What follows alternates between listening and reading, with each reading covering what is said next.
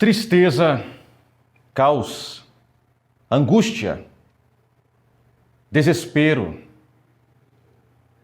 desolação. O que é esperado de uma pessoa em uma situação caótica? É esperado que essa pessoa tenha o direito de se lamentar. É esperado que essa pessoa se valha desses momentos, se valha dessas circunstâncias para chorar, para demonstrar profundamente a tristeza que a consome. É esperado que da boca desta pessoa saia palavras que reflitam a angústia que consome o seu coração. Alegrai-vos. Alegrai-vos sempre. Este comando, essa recomendação, parece completamente incoerente, parece descabido, parece fora de propósito diante dessas circunstâncias. Alegrai-vos. Alegrai-vos sempre. Como alegrar se o caos está estabelecido? Se a tristeza está consumindo? Se as circunstâncias estão completamente desfavoráveis? Alegrai-vos. Parece completamente incoerente. Parece ofensivo, parece agressivo, parece desrespeitoso. Parece desconsiderar exatamente todas as circunstâncias. Alegrai-vos. Alegrai-vos sempre. A carta de Paulo aos Filipenses é uma carta que parece uma carta paradoxal. É uma carta que parece que o apóstolo que a escreve, ele está vivendo um momento em que as circunstâncias não fazem com que os seus olhos sejam atraídos para o que está acontecendo ao seu redor. Porque é um paradoxo. Quando Paulo escreve a carta aos Filipenses, o apóstolo Paulo ele estava preso. O apóstolo Paulo não estava preso por ser um delinquente, uma pessoa que pratica injustiça. O apóstolo estava preso por levar a palavra de Cristo. E o apóstolo ele estava experimentando uma prisão de forma nenhuma privilegiada. Não era uma prisão especial, não era uma cela em local de Estado, para representantes do Estado. Paulo, muito provavelmente, nesse contexto, estava em uma masmorra romana. Uma prisão em que todos os seus direitos como pessoa humana pudessem estar colocados em segundo plano. E nesse contexto, Paulo escreve uma carta aos irmãos que estavam na cidade de Filipe. Os filipenses, os irmãos da cidade de Filipos. De acordo com esse contexto que Paulo estava inserido nele, era de se esperar uma carta com profundas lamentações. Uma carta com profundidade de expressão de tristeza, de angústia, de dor, de desespero. Afinal, Paulo, um homem que recebera a educação da mais alta qualidade, educado aos pés de Gamaliel, um homem respeitado ao seu tempo, agora, depois de ter tido um encontro e um chamado pessoal de Cristo Jesus, agora este homem estava dentro de uma prisão romana, sem nenhum mérito, sem nenhum tratamento privilegiado. Então, era de se esperar que as palavras de Paulo refletissem a angústia que o contexto poderia gerá-lo. Mas Paulo já começa a sua carta dizendo: quero ainda, irmãos, cientificar-vos de que as coisas que me aconteceram têm antes contribuído para o progresso do Evangelho, de maneira que as minhas cadeias em Cristo se tornaram conhecidas de toda a guarda pretoriana e de todos os demais. E a maioria dos irmãos, estimulados no Senhor por minhas algemas, ousam falar com mais desassombro a palavra de Deus.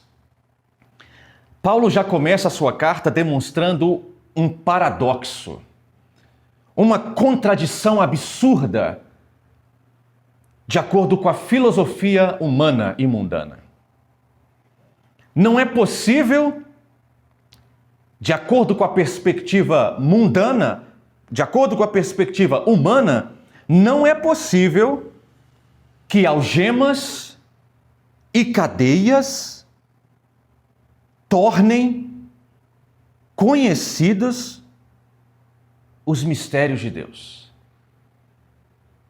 Não é possível que algemas e cadeias provoquem estímulos no Senhor aos demais irmãos para que eles falem com mais ousadia. Na perspectiva humana, isso aqui é uma contradição absurda.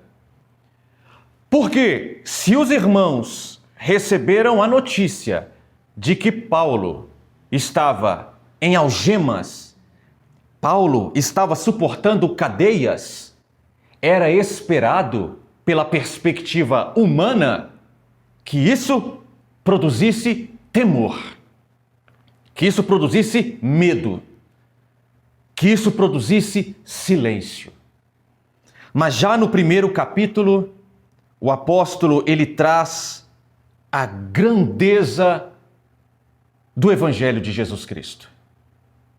Por quê? Pela atuação sublime do Espírito Santo, as cadeias, as algemas, produzem estímulo e desassombro aos irmãos. Quanto mais eles sabiam que Paulo estava sofrendo angústia e perseguição por amor a Jesus Cristo, mais pelo Espírito Santo eles eram estimulados no Senhor a falar com mais desassombro a palavra de Deus. E aí o apóstolo ele prossegue dizendo que sim, é verdade que também existem alguns que pregam por porfia. Existem alguns que pregam também por inveja. Já que Paulo está pregando, já que Paulo está suportando essas cadeias, essas algemas, eu vou pregar também por inveja. Eu também vou entrar nessa. Ele diz: outros, porém, fazem por boa vontade. E o apóstolo diz: não me importa, não tem problema. Não importa se alguns estão pregando por inveja, não importa se outros estão pregando pelo estímulo do Senhor, com desassombro. O que me importa é que, uma vez, Cristo, de qualquer modo, está sendo pregado. Porque eu estou certo de que isto mesmo, pela vossa súplica e pela provisão do Espírito de Jesus Cristo, me redundará em libertação, segundo a minha ardente expectativa e esperança de que em nada serei envergonhado. Antes, com toda a ousadia, como sempre, também agora será Cristo engrandecido no meu corpo, quer pela vida, quer pela morte. Porquanto para mim o viver é Cristo e o morrer é lucro. Outro paradoxo. Outra contradição humana, que pela perspectiva humana nós não vamos conseguir entender. Se os nossos olhos estiverem vidrados e fitados nas questões materiais humanas, terrenas, nós não vamos conseguir entender. Como é que, com toda a ousadia, como sempre, também agora será Cristo engrandecido no meu corpo, quer pela vida, quer pela morte? Que corpo? Um corpo aos frangalhos, dentro de uma prisão romana? Um corpo açoitado? Um corpo aguardando a morte? É nesse corpo que será Cristo engrandecido? Isso é um paradoxo. Isso é um mistério que só pode ser revelado pelo poder do Espírito Santo. Para mim, o viver é Cristo e o morrer é lucro. Só pode ser algo que não está na dimensão visível. Não está na dimensão terrena. Só pode ser algo que elevou o apóstolo Paulo a uma dimensão espiritual, a uma dimensão da glória de Deus. Na terra e pela terra, nós não conseguiremos compreender. O apóstolo prossegue, então, aproveitando da oportunidade das cadeias. Ele estava em uma prisão, bem certo que estava incerto para ele o seu futuro. Ele não sabia se poderia ser solto ou se ali seria a sua última prisão até a sua decapitação, porque o apóstolo foi entregue decapitado ao Senhor. Ele aproveita então dessa oportunidade não para se lamentar, não para expressar desespero e angústia diante da circunstância, da situação caótica. Ele se vale da oportunidade para apresentar outro paradoxo. A carta aos Filipenses é uma carta completamente paradoxal. Paradoxo é exatamente algo que, pela nossa consciência, parece uma contradição absurda. Isso é um paradoxo. Que quando nós vamos analisar pela consciência imediata, aquilo parece uma contradição absurda. Por isso a carta aos Filipenses, ela é uma carta completamente paradoxal, porque se nós formos interpretar a carta aos Filipenses puramente em nós, como homens, como mortais, como carnais, vai parecer para nós que não faz o menor sentido. Por isso é necessária a inspiração do Espírito Santo, para que nós sejamos elevados a uma dimensão do Espírito, a dimensão de Cristo, para que aí tudo faça sentido. Alegrai-vos no Senhor. Então Paulo aproveita a oportunidade e diz: tende em vós o mesmo sentimento que houve também em Cristo Jesus. E aí ele vai apresentar aqui uma série de paradoxos, antíteses. Pois ele, Cristo Jesus, subsistindo em forma de Deus, ou seja, ele não deixou de ser Deus, subsistindo em forma de Deus, não julgou como usurpação o ser igual a Deus. Ele não deixou de ser Deus, mas ele não assumiu para si esse direito de dizer: quero ser igual a Deus. Tratem-me como Deus. Não usou como usurpação o ser igual a Deus. Antes, pelo contrário, a si mesmo se esvaziou. Jesus não foi esvaziado. Jesus a si mesmo se esvaziou, assumindo a forma de servo, tornando-se em semelhança de homens e reconhecido em figura humana. A si mesmo se humilhou. Jesus não foi humilhado. Jesus a si mesmo se humilhou, tornando-se obediente até a morte, e morte de cruz. A morte mais cruel, mais maldita que se tinha naquele contexto. Pelo que, ou seja, por causa disso, Deus também o exaltou sobremaneira e lhe deu o nome que está acima de todo nome, para que ao nome de Jesus se dobre todo o joelho, nos céus, na terra e debaixo da terra, e toda língua confesse que Jesus Cristo é Senhor, para a glória de Deus Pai. A revelação do Espírito Santo através de Paulo, aqui na carta aos Filipenses, demonstra o grande paradoxo espiritual na revelação de Cristo Jesus.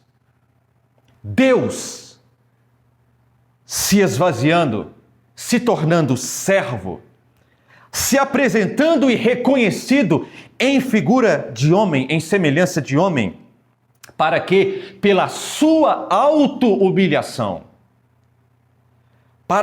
pela sua auto-humilhação, por ter suportado a morte de cruz, por causa disso, ele herda o nome que é sobre todo nome e está hoje exaltado soberanamente por Deus, de forma que toda língua confesse que Jesus Cristo é Senhor, para a glória de Deus Pai.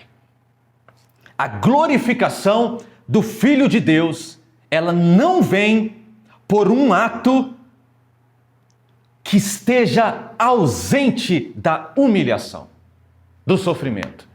A glorificação do Filho de Deus vem através do ato maior de auto-humilhação e sofrimento.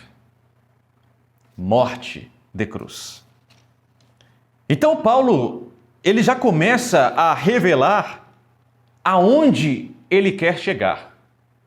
Porque ele quer chegar no alegrai-vos sempre no Senhor. Outra vez vos digo, alegrai-vos.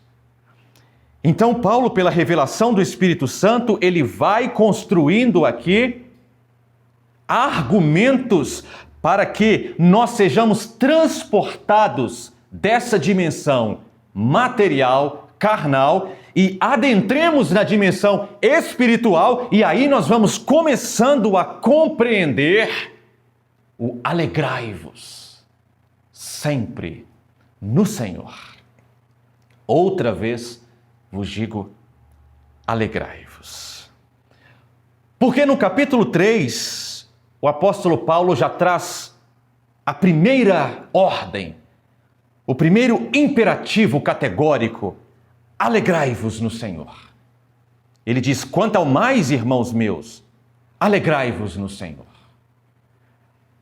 Então, nesse momento, o apóstolo Paulo ele já traz a primeira palavra que faz com que os irmãos da igreja de Filipos, os filipenses, entendam e sejam transportados à dimensão do Espírito para entender o que o Senhor requer de nós. Alegria no Senhor. Ele diz: alegrai-vos no Senhor. Porque nós é que somos a circuncisão. Nós que adoramos a Deus no Espírito e nos gloriamos em Cristo Jesus e não confiamos na carne. Bem que eu poderia confiar também na carne. Se qualquer outro pensa que pode confiar na carne, eu ainda mais. Então agora o apóstolo ele vai começar a dizer: nós vamos confiar na carne? Nós vamos confiar na genealogia? Nós vamos confiar em de onde viemos? De qual família somos? Dos nossos títulos? Dos nossos diplomas? Dos nossos recursos? É mesmo? Então deixe-me falar uma coisa a vocês. Se qualquer outro pensa que pode confiar na carne, eu ainda mais. Circuncidado ao 8º dia, da linhagem de Israel, da tribo de Benjamim, hebreu de hebreus, puro sangue hebreu. Quanto à lei, fariseu. Quanto ao zelo, perseguidor da igreja. Quanto à justiça que há na lei, irrepreensível. Mas o que para mim era lucro, qual lucro? Ser da alta elite judaica. Ter sido educado aos pés de Gamaliel, o maior sábio à sua época. Ser hebreu de hebreu.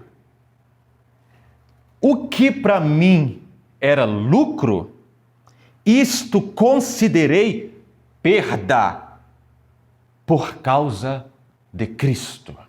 Então Paulo, ele entende que Cristo é o maior dos ganhos, que nada se compara à grandeza, à glória da causa de Cristo. Cristo é o maior dos ganhos. Sim, deveras considero tudo como perda por causa da sublimidade do conhecimento de Cristo Jesus, meu Senhor, por amor do qual perdi todas as coisas e as considero como lixo, refúgio, para ganhar a Cristo e ser achado nele, não tendo justiça própria que procede da lei, senão a que é mediante a fé em Cristo, a justiça que procede de Deus, baseada na fé, para o conhecer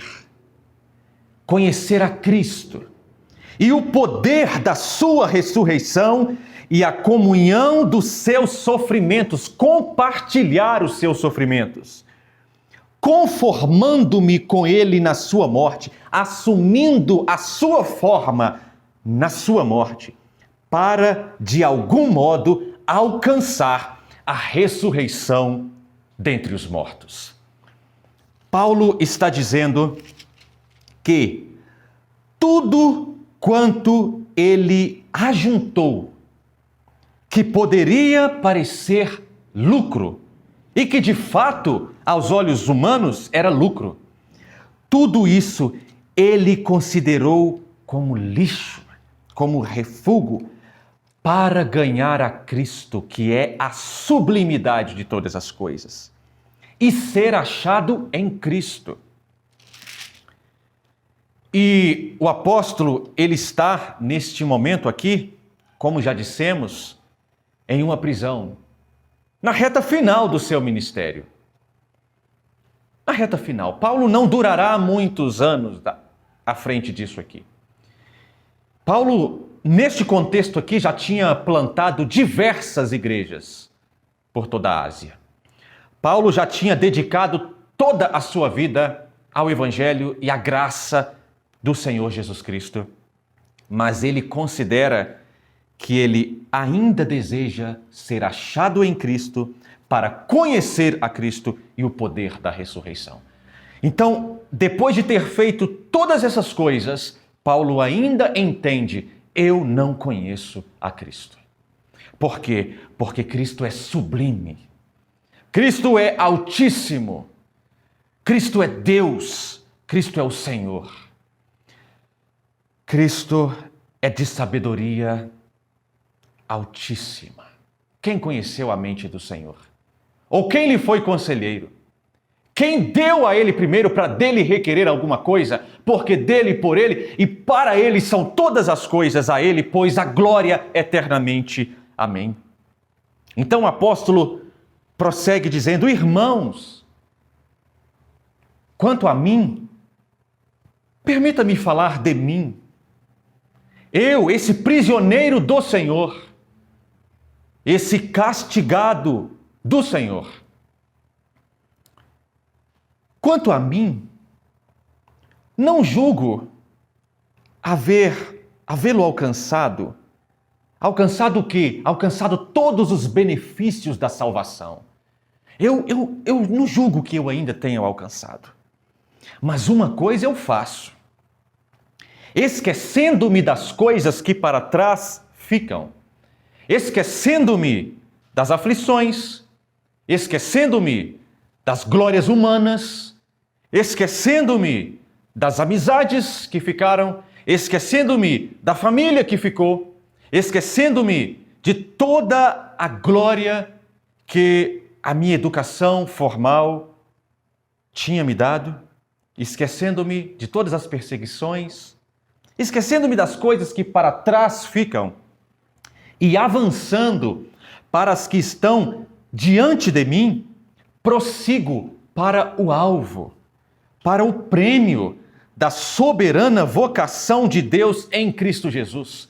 O apóstolo sabia que se ele fora chamado por Cristo Jesus, essa vocação era soberana e essa vocação tem um prêmio que não estava atrás, estava adiante.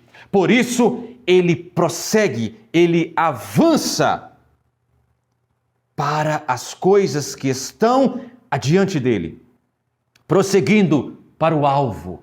Ele tem um alvo.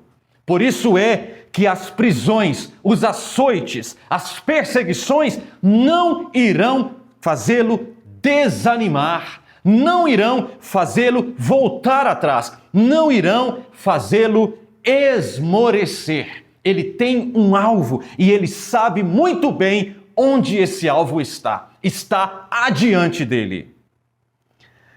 Pelo prêmio da soberana vocação de Deus em Cristo Jesus. E aí então o apóstolo chega ao capítulo 4, ao último capítulo da carta aos Filipenses. E o apóstolo, ele conclui toda essa pregação, todo esse testemunho, todo esse chamamento para uma vida piedosa e de fé na pessoa de Jesus Cristo. Ele conclui dizendo: alegrai-vos sempre no Senhor. Outra vez digo, alegrai-vos. O apóstolo, ele deseja que os irmãos, ao terem acesso a esta carta, mais do que qualquer outra coisa dita por ele pela revelação do Espírito Santo, o que ele deseja que fique impregnado na mente dos irmãos é alegrai-vos sempre no Senhor. Por isso é que ele repete, ele diz: outra vez digo, alegrai-vos. Terceiro comando que o apóstolo traz na mesma carta.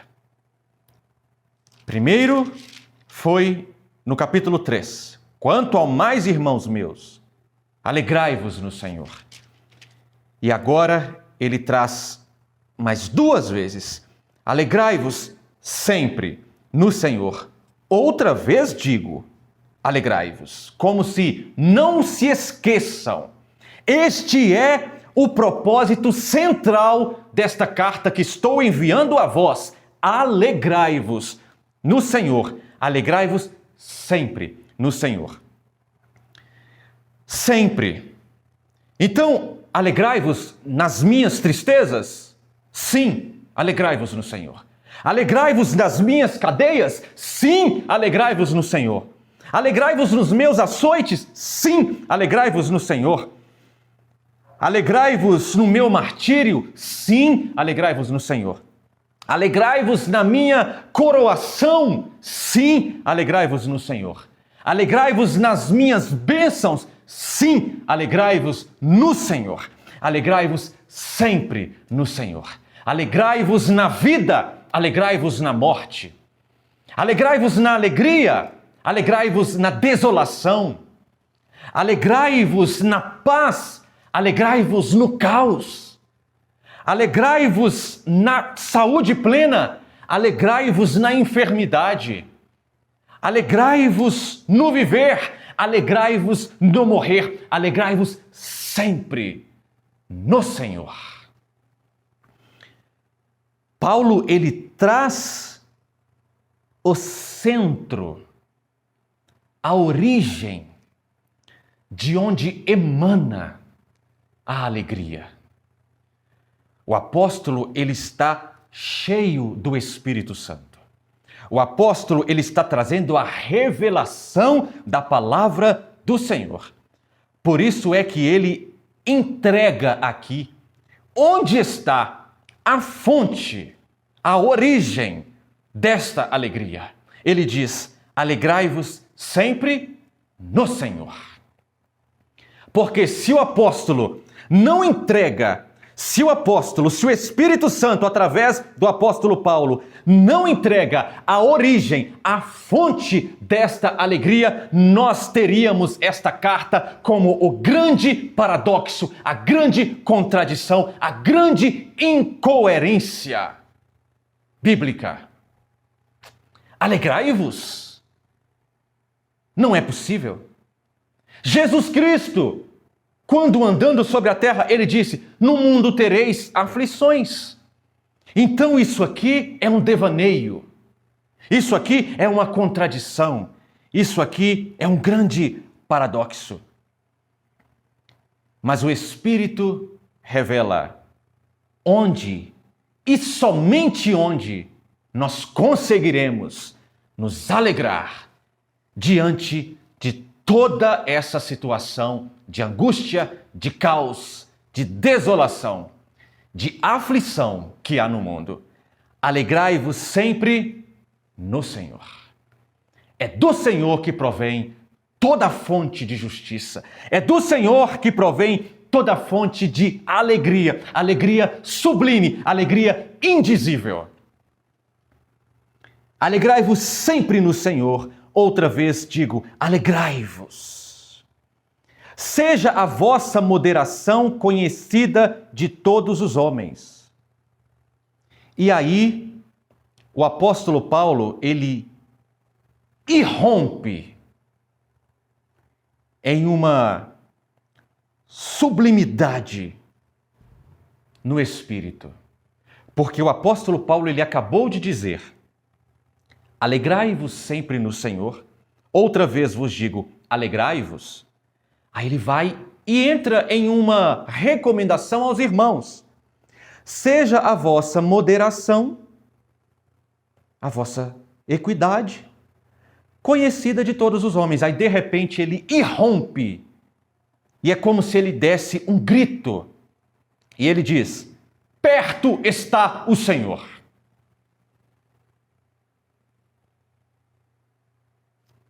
Isso é como se o apóstolo tivesse participado, agido como um vulcão em erupção. Perto está o Senhor.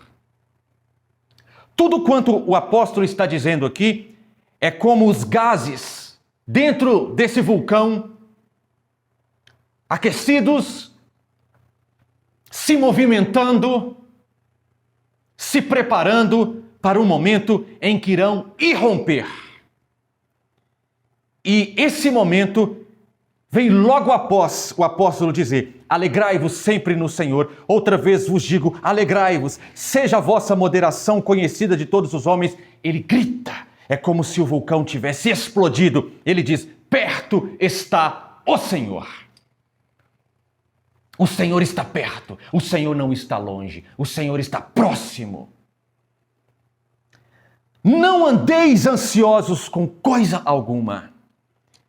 Em tudo, porém, sejam conhecidas diante de Deus as vossas petições pela oração e pela súplica. Suplicar, pedir com a alma, implorar. Só suplica quem está em tremenda angústia. Súplica, mas alegrai-vos. Porém, sejam conhecidas diante de Deus as vossas petições, pela oração e pela súplica, com ações de graça. E a paz de Cristo, que excede todo o entendimento, é claro que ela excede todo o entendimento. Por quê? Porque aos olhos humanos é impossível estar em paz nesse contexto. Num contexto em que você está suplicando, porque você está em cadeias, porque você está em algemas, porque você está em enfermidade, porque você está em agonia, porque você está em profunda tristeza, você alegra-se no Senhor e então a paz de Deus, não é dos homens, a paz de Deus, que excede todo o entendimento, não busque compreendê-la pela perspectiva humana, porque ela excede todo o entendimento. Por isso é que você está doente e você está em paz. Você está angustiado e você está em paz. Você está aflito, mas você está em paz. Porque a paz que excede todo o entendimento guardará o vosso coração e a vossa mente em Cristo Jesus. Amém. Se paz é mais doce, me deres gozar. Se dor é mais forte, sofrer. Oh, seja o que for, tu me fazes saber que feliz com Jesus sempre sou. Sou feliz com Jesus. Sou feliz com Jesus, meu Senhor. E embora me assalte o cruel Satanás e ataque com vis tentações, ó, certo eu estou, apesar de aflições, que feliz eu serei com Jesus. Sou feliz com Jesus. Sou feliz com Jesus, meu Senhor. Meu triste pecado por meu Salvador foi pago de um modo cabal. Valeu-me o Senhor, ó mercê sem igual. Sou feliz, graças dou a Jesus. Sou feliz com Jesus. Sou feliz